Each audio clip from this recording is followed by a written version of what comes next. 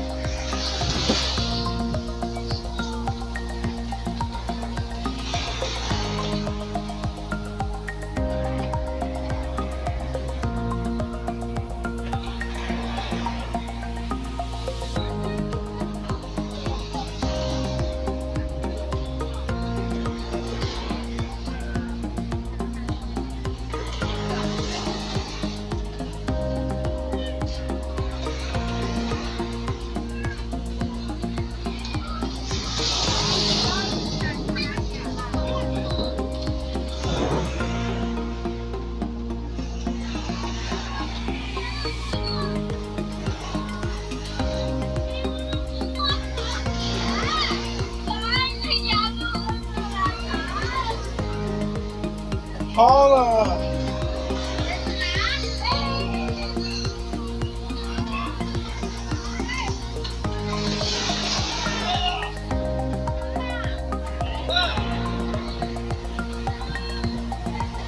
यहाँ पे ऐसे लग रहा है जैसे चाय नहीं देता है।